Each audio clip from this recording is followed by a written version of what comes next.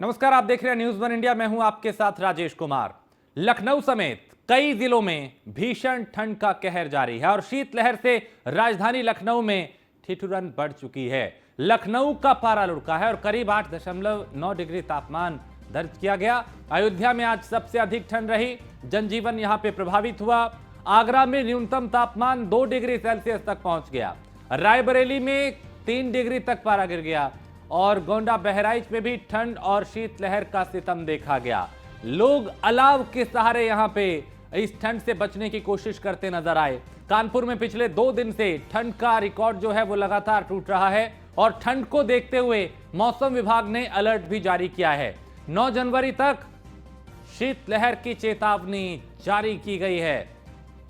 तो उत्तर प्रदेश में 9 जनवरी तक कोल्ड डे शीतलहर की चेतावनी जारी की गई है। लखनऊ समेत कई जिलों में ठंड का जो रिकॉर्ड है वो पिछले कई साल का रिकॉर्ड जो है वो टूट गया। 4 तस्वीरें इस वक्त आप देख रहे हैं, कानपुर, एटा, मैनपुरी और गोरखपुर की, और चारों ही तस्वीरों को देख के आप समझ सकते हैं कि यहां कैसे लोग इस ठंड से बचने के लिए अलाव का सहारा ले रहे हैं। और कई जगह कोहरा इस कदर है कि विजिबिलिटी बिल्कुल कम है और कोहरे के चलते रफ्तार थम चुकी है। तो ये उत्तर प्रदेश के अलग अलग शहरों की तस्वीरें, कानपुर, एटा, मैनपुरी और गोरखपुर की। ये ठंड जानलेवा है और कई जगह लोगों को कई तरह की दिक्कतों का सामना भी करना पड़ रहा है। अलाव एक ऐसा सहारा यहां पे जो ठंड से बचाता हुआ लोगों को नजर आ रहा है। इसको लेकर कई जगह प्रशासन ने इंतजाम किए हैं तो कई जगह लोग खुद इससे बचने के इंतजाम कर रहे हैं। आगरा के न्यूनतम तापमान जो है वो 2 डिग्री सेल्सियस तक पहुंच गया। आगरा में भी इस ठंड का सितम देखा गया। रायबरेली हो चाहे लखनऊ हो, उत्तर प्रदेश के तमाम शहर इस वक्त शीतलहर की चपेट में हैं और ठंड ने लोगों के सामने कई तरह की मुश्किलें पैदा कर दी हैं। ना सिर्फ उत्तर प्रदेश बल्कि अगर आप देखें तो फिर चाहे देश की राजधानी दिल्ली हो, हरियाणा, पंजाब, उत्तर प्रदेश, राजस्थान, यानी उत्तर भारत के जो राज्य हैं वो इन दिनों शीतलहर की चपेट में हैं। पहाड़ी इलाकों में चाहे उत्तराखंड हो, हिमाचल हो, वहां पे बर्फबारी की वजह से और मैदानी इलाकों में शीतलहर की वजह से ठंड जो है वो काफी ज्यादा पड़ रही है और इसका असर लोगों की जिंदगी पे पड़ रहा है। प्रभावित ये ठंड कर रही है और लोगों का जनजीवन इससे प्रभावित हो रहा है। 9 जनवरी तक शीतलहर की चेतावनी मौसम विभाग ने जारी की है और सर्दी का सितम जो है वो जारी है। रफ्तार वाहनों की थम चुकी है, सड़कों पे जो वाहन है वो रेंगते हुए नजर आ रहे हैं, क्योंकि कोहरा भी कई जगह देखा गया और उस कोहरे के चलते भी कई तरह की दिक्कतें हो रही हैं।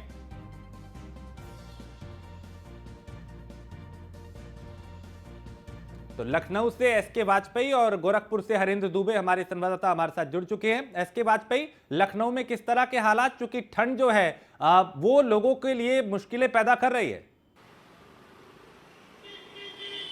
बिल्कुल निश्चित तौर पर, क्योंकि अगर हम देखें तो लगातार पूरे उत्तर प्रदेश में शीतलहर का कहर जारी है। उत्तर प्रदेश के करीब दर्जन भर से ज्यादा ऐसे जिले हैं जहां रेड अलर्ट और करीब 1.5 दर्जन जिलों में ऑरेंज अलर्ट जारी किया गया है, जहां सीधे तौर पर कहा गया है कि जो भी एहतियात है वो बरती जाए, प्रशासन की तरफ से अलाव की व्यवस्था कराई जाए, कोई भी व्यक्ति खुले में ना लेटे, उसको लेकर जो रैन बसेरे हैं वहां पर स्थानीय जिला प्रशासन व्यवस्था करे। हालांकि अगर हम उत्तर प्रदेश के जिलों की बात करें तो झांसी, कानपुर, आगरा जैसे जिले हैं जो कि 5 डिग्री से अंदर जिनका तापमान लगातार जा रहा है। यहां तक कि आगरा की बात करें तो 2 डिग्री तापमान रहा है। अगर हम कानपुर की बात करेंगे तो 3 से 4 डिग्री तापमान रह रहा है।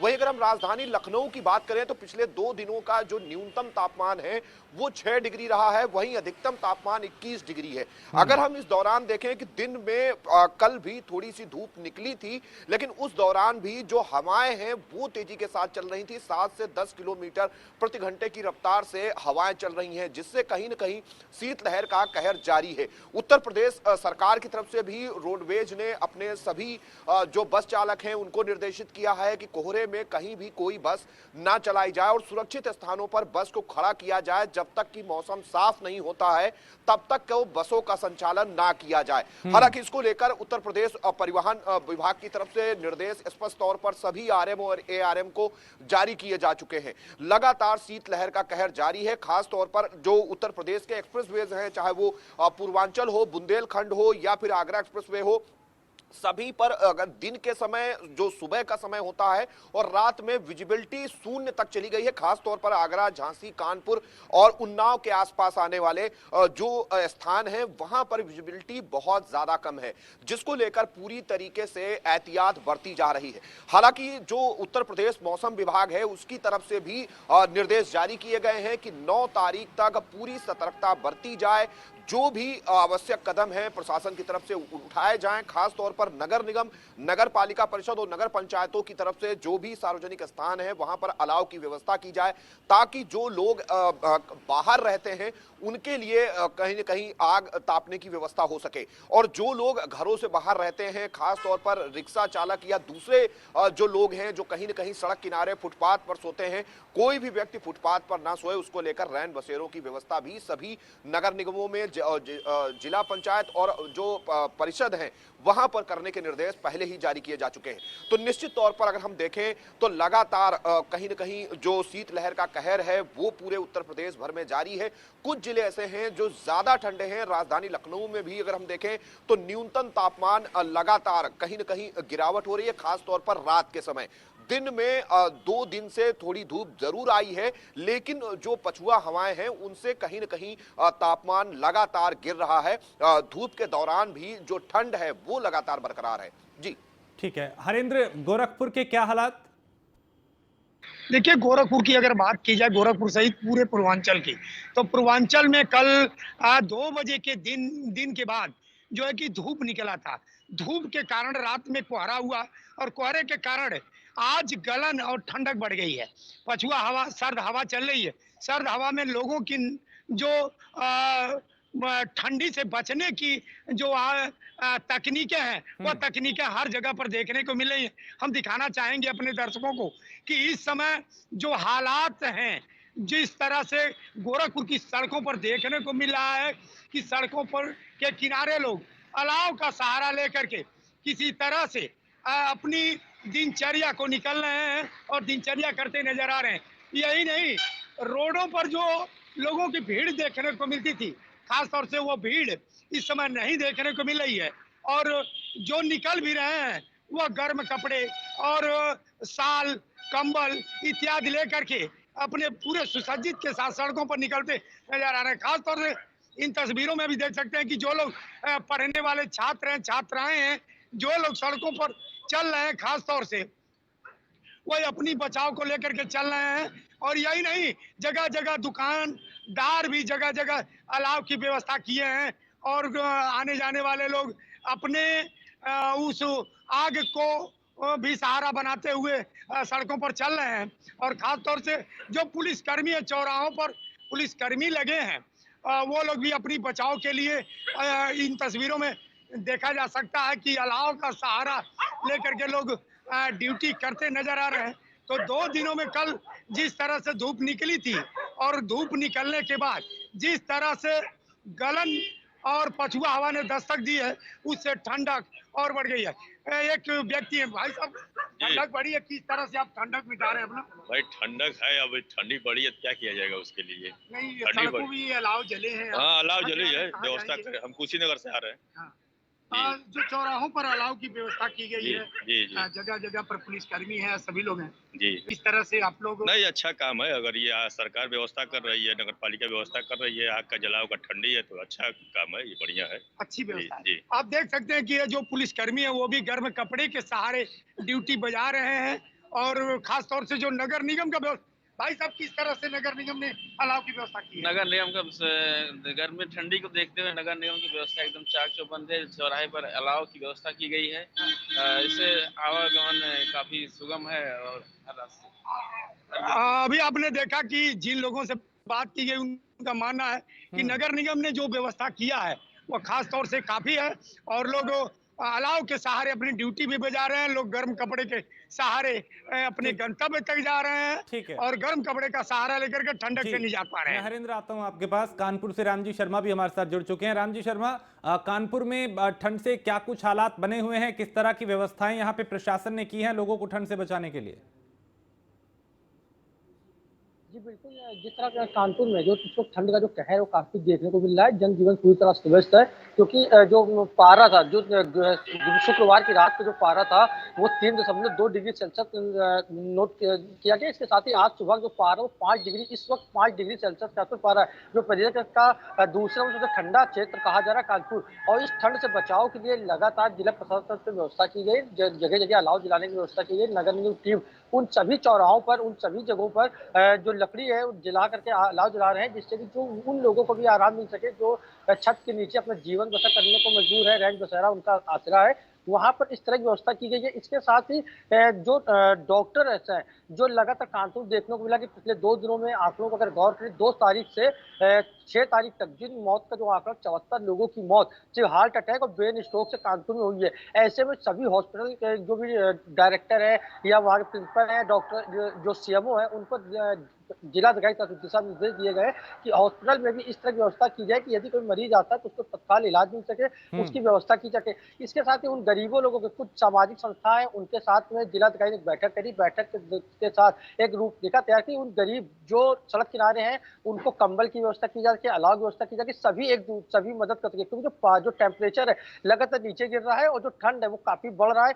साथ ही जिला प्रशासन ने लोगों से अपील करी है कि वो घर से तभी निकले जब उनको जरूरी काम हो, अन्यथा वो घर पर ही रहे। बहुत, और जब घर से निकले तो पूरे तरह से अपने को पैक करके, जिससे कि जो शीतलहर चल रही है उससे बचा जा सके और जो ठंड के प्रकोप को कम तो नहीं किया जा सकता, लेकिन हाँ उससे बचाव के प्रयास है वो जरूर जिला प्रशासन तरफ से किए जा रहे हैं। ठीक है, एसके वाजपेयी, चूंकि लखनऊ सूबे की राजधानी है, यहाँ पे कोई खुले में ना सोए, यहाँ पे रैन बसेरों की व्यवस्था हो, अलाव की व्यवस्था हो, क्या ऐसा प्रशासन की तरफ से पुख्ता होता हुआ दिखाई दे रहा है? यहाँ अब भी कुछ लोग ऐसे हैं जो इन व्यवस्थाओं की कमी के चलते परेशान हो रहे हैं?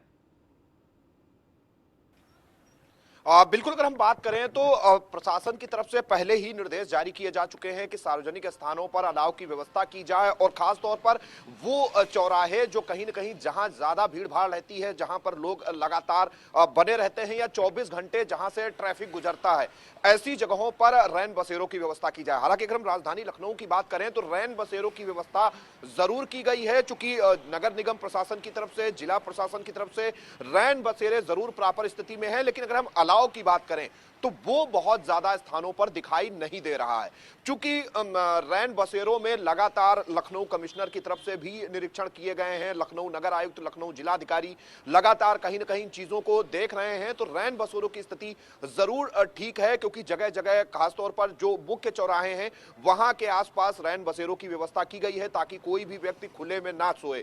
लेकिन जो अलाव की व्यवस्था है वो कुछ एक चौराहों पर ही दिखाई दे रही है, जबकि निर्देश राजधानी लखनऊ के सभी प्रमुख चौराहों पर अलाव जलाने की है। हालांकि व्यवस्थाएं जरूर दुरुस्त करने की कोशिश प्रशासन की तरफ से की जा रही हैं, लेकिन कहीं न कहीं चीजें उस ढंग से नहीं दिखाई दे रही जिस ढंग से निर्देश शासन की तरफ से जारी किए गए हैं। हालांकि एहतियात की तौर पर अगर हम देखें तो राजधानी लखनऊ के जो स्कूल्स हैं, खासतौर पर कक्षा 1 से लेकर 8 तक के, वो भी 7 तारीख तक बंद करने के निर्देश हैं। आगे प्रशासन मौसम के अनुसार निर्णय लेगा, जिस तरीके का मौसम होगा तो उसको आगे बढ़ाया भी जा सकता है।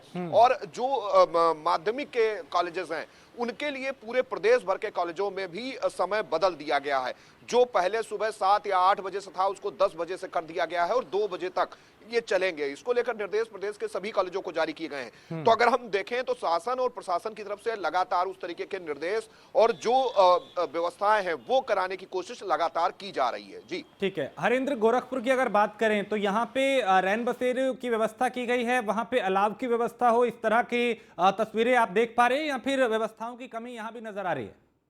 राजेश, हम बताना चाहेंगे कि जिस तरह से बीते दिनों उत्तर प्रदेश के मुख्यमंत्री योगी आदित्यनाथ ने रैन बसेरों की रियलिटी देखी थी, उनके निरीक्षण के बाद, रियलिटी चेक के बाद कुछ दिनों तक सुधार रहा रैन बसेरों में, लेकिन अब रैन बसेरों की हालत बढ़ते बदतर हो गई है। खास तौर से आपको बता दें, रेलवे स्टेशन पर बने रैन बसेरे हों चाहे रेलवे स्टेशन से आने वाले यात्री हों, उन लोगों के लिए कहीं अलाव की व्यवस्था नहीं की गई है।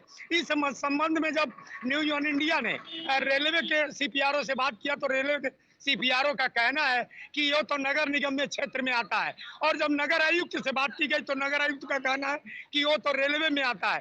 खास तौर से लोगों के प्रति दोनों अधिकारी किस तरह से संजीदा अपने बयान देते नजर आए, यह अति संवेदनशील बयान रहा। लेकिन आपको बता दें कि कहीं न कहीं सामाजिक संगठन के लोग कहीं न कहीं अलाव जला करके लोगों को ठंडक मिटाने में कोई कसर नहीं छोड़ रहे हैं। रैन बसेरों की बात रही, रैन बसेरों में यदा कदा ही लोग ठहर पा रहे हैं इस समय, क्योंकि रैन बसेरों की हालत वो है कि रैन बसेरों में जब लोग जाते हैं तो या तो पैसे की धनुगाही की जाती है, मांग की जाती है, या तो उन्हें बाहर का रास्ता दिखा दिया जाता है।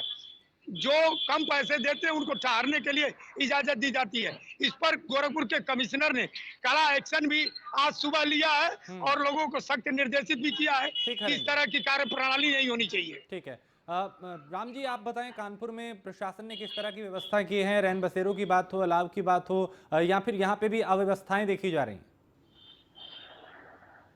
जी बिल्कुल, जिस तरह से कड़ाके ठंड कानपुर में पड़ रही है उसको देखते हुए जिला प्रशासन कानपुर जिलाधिकारी विशाख जी, उन्होंने सभी विभाग के अधिकारी, नगर निगम से जुड़े जो भी अधिकारी उनको बुला करके एक बैठक करी। बैठक के दौरान सभी को दिशा निर्देश दिया, क्योंकि कुछ दिन पहले जब कोहरा पड़ा था, ठंड ज्यादा पड़ने लगी थी, तो डीएम खुद रात को करीब 11:30 बजे सड़क पर निकले और रैन बसेरा और फुटपाथ पर सो रहे लोगों का हालचाल लिया, उनसे जानकारी की। जो स्थिति, जो व्यवस्था देखी, उस व्यवस्था को देखते हुए उनको लगा कि कहीं ना कहीं नगर निगम की भी चूक है, वो पूरी तरह से अलाव व्यवस्था नहीं कर पाया, कंबल वितरण नहीं कर पाया। ऐसे में उन्होंने तुरंत बैठक बुलाई थी। बैठक बुलाकर नगर आयुक्त को साफ निर्देश दिया था कि जो भी रैन बसेरा है वहां पर अलाव व्यवस्था करें, क्योंकि वहां पर सिर्फ बैठने की और लेटने की व्यवस्था करने से काम नहीं चलेगा। जब तक उनको कंबल नहीं मिलेगा, अलाव व्यवस्था नहीं, तो कड़ाके ठंड में उनको राहत नहीं मिलेगी।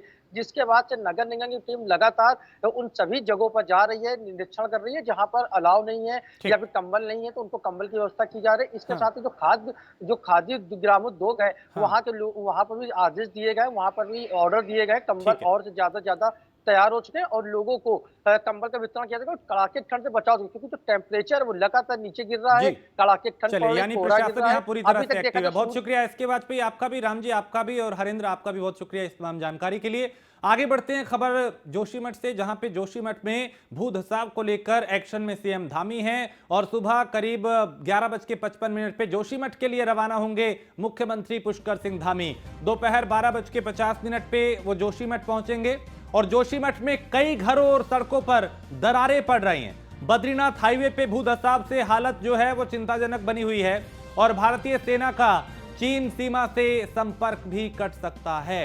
तो जोशीमठ में कई घरों और सड़कों पर दरारें आ रही हैं, लोग यहां से पलायन करने को मजबूर हैं, कई लोगों को शिफ्ट किया गया है दूसरी जगह। लोगों में डर है, डर के साए में जीने को लोग मजबूर हैं। जिनके घरों में दरारें आ चुकी हैं वो घर छोड़ने को मजबूर हैं और बहुत से लोग ऐसे हैं जो दहशत में सोने को मजबूर है, जिनको नींद नहीं आ रही रात भर, क्योंकि कई जगह घरों में दरारें हैं, दीवारों में दरारें हैं, फिर चाहे सड़कें हों वहां पे दरारें देखी जा रही हैं। जोशीमठ के आसपास जिन बड़े प्रोजेक्ट पे काम चल रहा था उनको फिलहाल रोका गया है, अब बैठकें की जा रही हैं, मुख्यमंत्री यहां पहुंच रहे हैं। सुदीप जैन हमारे विशेष संवाददाता इस खबर पे ज्यादा जानकारी के साथ। सुदीप, जोशीमठ जो है अपने अस्तित्व को लेकर चिंतित है, मुख्यमंत्री आज यहां पे जा रहे हैं।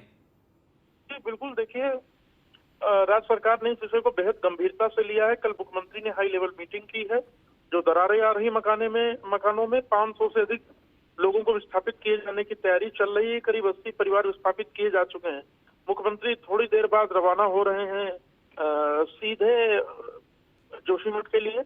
अभी थोड़ी देर पहले वो प्रेस क्लब के कार्यक्रम में पहुंच रहे हैं और यहाँ से जोशीमठ जाएंगे। मुख्यमंत्री इलाके का सर्वे करेंगे, हालातों का जायजा लेंगे और प्रभावितों से भी मिलेंगे। मुख्यमंत्री पुष्कर सिंह धामी का कहना है कि राज्य सरकार इस विषय पर बेहद संवेदनशील है। पर अब देखिए तकनीकी दिक्कतें भी आना शुरू हो गई हैं। जो दरार है ये सैन्य इलाके तक बढ़ने लगी है, जो सेना का इलाका है, और ये इलाका चीन सीमा से भी सटा है, तो बद्रीनाथ से चीन सीमा जाने वाली सड़क में भी दिक्कतें पेश आने लगी हैं, ऐसी जानकारी है। तो ये आने वाले समय में बड़ा इशू बन रहा है।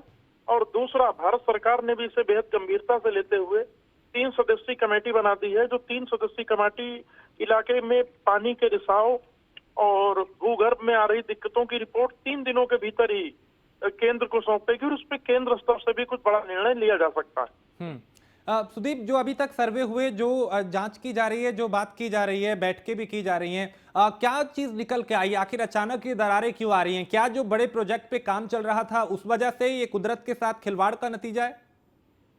देखिए यूं तो बहुत तरीके के तर्क हैं, लेकिन जो एक्सपर्ट जियोलॉजिस्ट हैं डॉक्टर ओपी सती, उनका कहना है कि हो ना हो पहाड़ों में जो ब्लास्ट हो रहे हैं, जो पानी का रिसाव हो रहा है, वो मकानों को दिक्कत पैदा कर रहा है।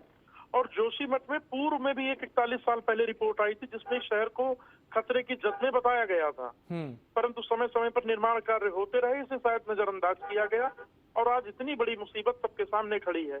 राज्य सरकार के सामने जोशीमठ को बचाने की चुनौती तो है ही, जो 3 महीने बाद यात्रा शुरू हो रही है, चीन सीमा के साथ सुरक्षा को लेकर सड़क है, इन सभी विषयों पर भी राज्य सरकार को आगे बढ़ना है, क्योंकि इस बार की भी 4 धाम यात्रा में बहुत बड़ी संख्या में लोगों के, श्रद्धालुओं के आने की उम्मीद है। लिहाजा राज्य सरकार के लिए एक बड़ी चुनौती है। हालांकि मुख्यमंत्री पुष्कर सिंह धामी इस पूरे मसले पर फ्रंट फुट पर आकर बिल्कुल लीड लेते हुए सभी विषयों पर मीटिंग कर रहे हैं, बातचीत कर रहे हैं और दिशा निर्देश दे रहे हैं। कल कुछ बड़े फैसले भी हुए हैं कि जो प्रभावित हैं इस क्षेत्र के, उनको 4000 रुपए मिलेंगे प्रतिमाह किराए के तौर पर, वो कहीं भी यदि किराए पर रहना चाहते हैं। ठीक है। एनडीआरएफ की एक टुकड़ी उधम सिंह नगर से बुलाई जा रही है। इसके साथ ही विस्थापितों के लिए जिनको पुनर्वासित किया जाना, उनके लिए एक बहुत बड़ा भूभाग पीपल कोटी चमोली के पास देखा जा रहा है, जो सभी सुख सुविधाओं से लैस होगा, जहां इन परिवारों को रखा जाएगा। ठीक है, बहुत शुक्रिया सुदीप इस तमाम जानकारी के लिए। तो अब जोशीमठ जो है वो अपने अस्तित्व को लेकर चिंतित है और सरकार भी पूरी तरह से गंभीर है। आज मुख्यमंत्री पुष्कर सिंह धामी यहां पहुंच रहे हैं। खबर कानपुर से है, जहां चाय की दुकान चलाने वाले भारतीय जनता पार्टी के युवा मोर्चा के कार्यकर्ताओं के साथ मारपीट की गई और बर्रा थाने में पहुंच के शिकायत करना कार्यकर्ताओं को भारी पड़ गया। कार्यकर्ताओं को पुलिस ने जमकर पीटा है और थाना परिसर में पुलिस द्वारा पिटाई करते वीडियो भी वायरल हुआ है। नाराज कार्यकर्ताओं ने थाने का घेराव किया। कार्यकर्ताओं ने दबंगों से पुलिस की मिलीभगत का आरोप लगाया और भारतीय जनता युवा मोर्चा के कार्यकर्ताओं ने आरोपी पुलिसकर्मियों पर कार्रवाई की मांग की है।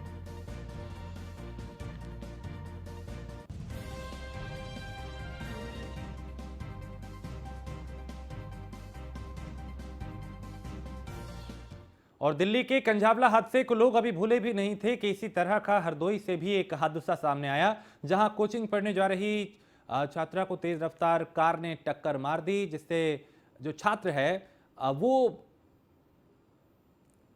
घायल हुआ, पिछले हिस्से में फंस गया वो कार के, और कार उसे करीब 1.5 किलोमीटर घसीटते हुए चलती रही। बता दें कि यह हादसा सोल्जर बोर्ड चौराहे का है।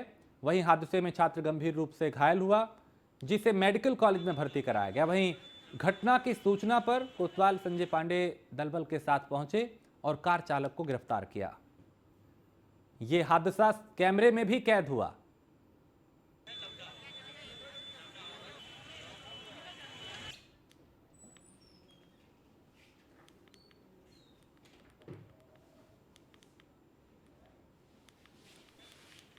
तभी सोल्जर बोर्ड चौराहे पे गाड़ी वाले आया, उसमें मतलब हम लोगों की साइकिल थी और एकदम स्लिप हो गए। हम अलग साइकिल से थे, मेरा दोस्त अलग साइकिल से था, स्लिप हो गया, पैर फंस गया और वो तब तक की जान खुल गई। वहाँ से घसीटता हुआ गाड़ी ले गया और फिसलते पूजा होटल वाली गली से आके तो बड़े चौराहे पे रोका के अभी लोग रोकते हैं, लेकिन वो रुके ही नहीं।